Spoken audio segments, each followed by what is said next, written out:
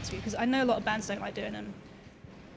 Yeah, I mean, I'm used to it, it doesn't bother me, but yeah, it's lovely to get someone who's trying to do a bit different spin of it. Does this have its origins as a psychotherapeutic? Yeah, so it was originated in like the late 70s, early 80s by, I think he was a psychologist, the guy who designed them. Right. And like... so not Jung? No, but he based it on Jung, who, I don't know how much of a Jung head you are. I'm not. I mean, he would argue I was, I would imagine. But yeah.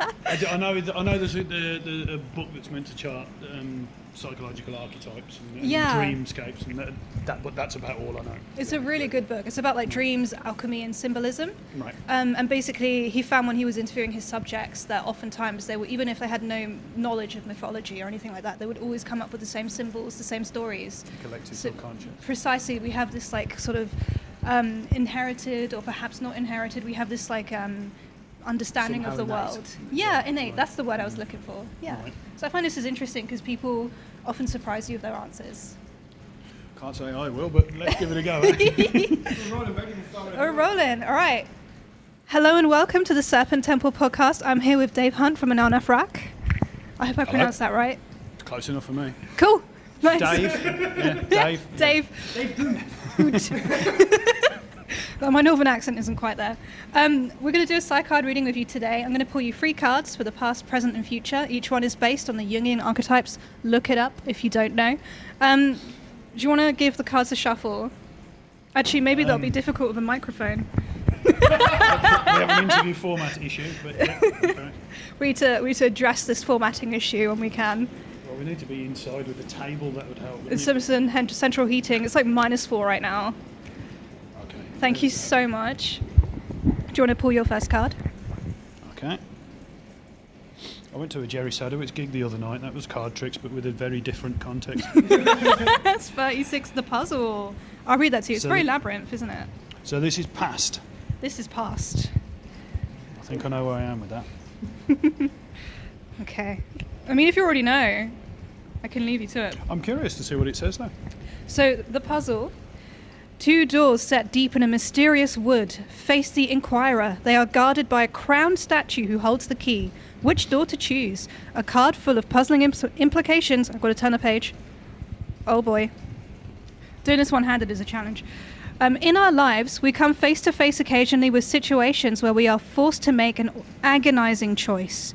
There is often no clue given as to which course to take. This card reflects such a situation. Mm-hmm. Yeah. I mean, the first thing is it reminds me of that thing with the 2 guardians. One always lies, one always tells the truth. And nowadays, anyone would just walk up and go, what would he say? Because everyone's heard it before and they know what the answer is. There's a John Finnemore sketch where he adds a third person who alternately tells truth and lies. That fucks things up. That makes it more interesting. But yeah, you wouldn't need to delve particularly deep into psychoanalysis to know why this came to mind, because I've just done an interview with a chap who mentioned something about some studies I did previously, and that's what the title makes me think. I did a PhD which was on a particular position in meta-ethics, right? So what rightness is, what wrongness is, what it is for something to be good or bad or whatever. And there's this thing called error theory that takes you up to a certain point that says nothing either is or could ever be, it's impossible for anything to be morally permitted or forbidden or acceptable or anything like that. Nothing has any moral status. And the point that I came to that from was, okay, it says that, what do you do next? And that was a puzzle. That was the puzzle from the past. That's fascinating. Springs to mind. What was your conclusion? I tried to come up with a new way forward from it. I basically said that gives you a chance. Okay, if that is the case, that gives you a chance to start from a clean slate and work out how can we do things that will be for the best in some way. Good. And then I set about saying, here is how I think we could do it and how it might work and all of that kind of thing. So it's a pretty highbrow answer, but the guy did just ask me about it, so it came to head. But that was very much the puzzle. I called it the what now problem in that work, and so the word puzzle just sticks to that. That is really fascinating Yeah. to hear about. I mean, I think a lot of people get to that conclusion and are like, well, fuck it. Let's just do whatever we want. Let's go Aleister Crowley and like start doing horrific things. And maybe so. Maybe so. But I think that, because that's kind of a response to almost a fear of nihilism, I think. If there are no rules, well, we're just going to eat children and all of that kind of thing. What next? But that's not really how people respond, I don't think. Okay. I think people are more complicated and capable of better things than that. But that assumption that that's how people will react comes out of fear. Interesting. And I think nihilism actually is a tremendous gift. Yeah. I think it frees you from what it was that you thought you might have to do, but places upon you the responsibility to consider what you might do.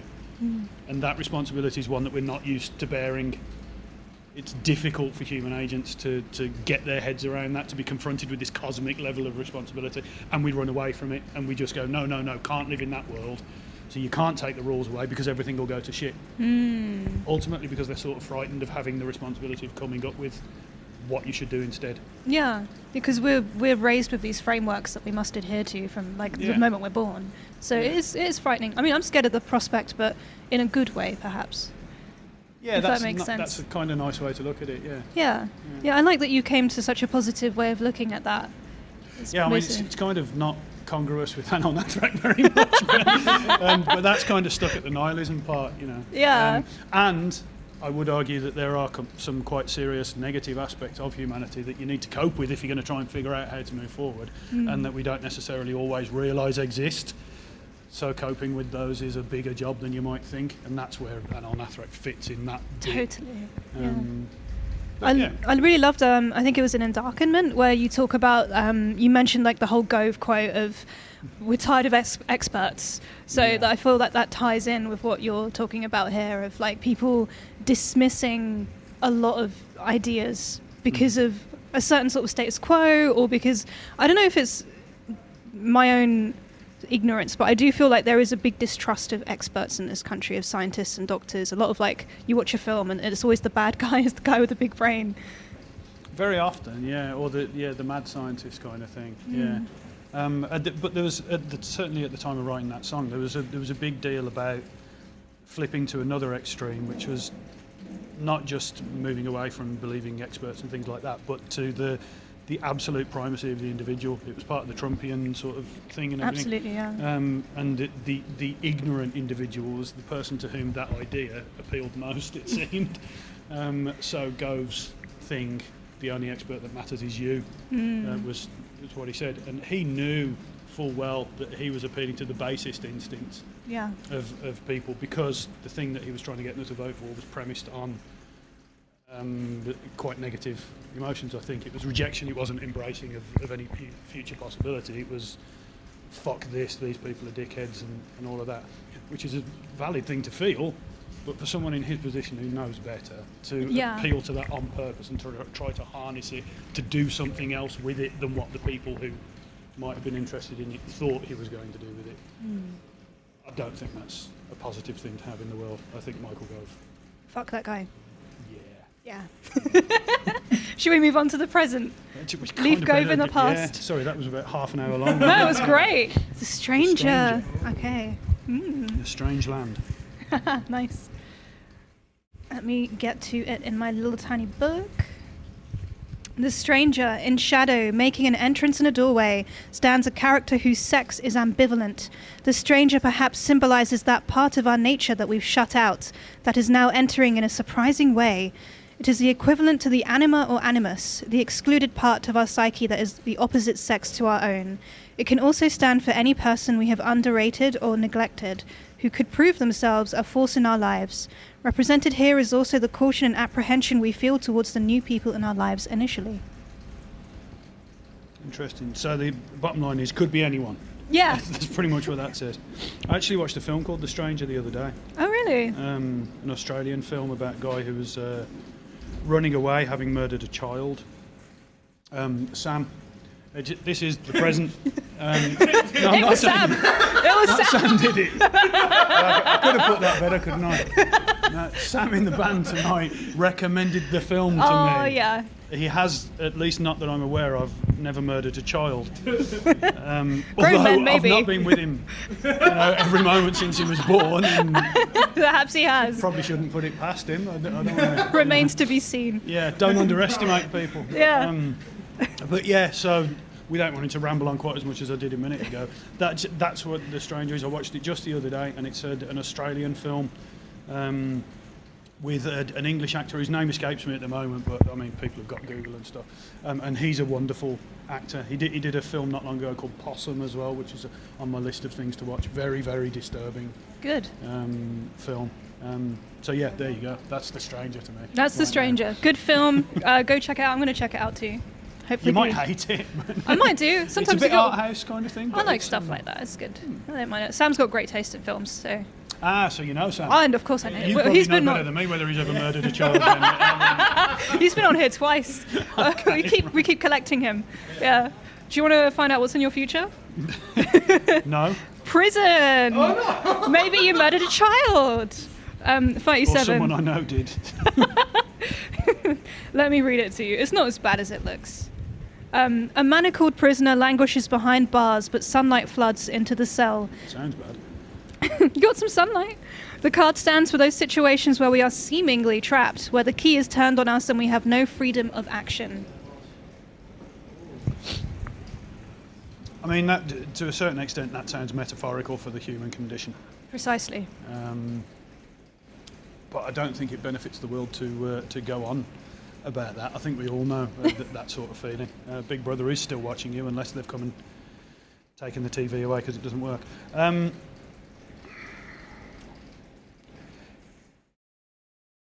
Yeah, I rebel against that, I think. I don't anticipate feeling trapped Good. in that kind of a way. It's not something I'm keen on as a concept. I don't like feeling trapped in that. But I refuse to acknowledge that that is what's in the future.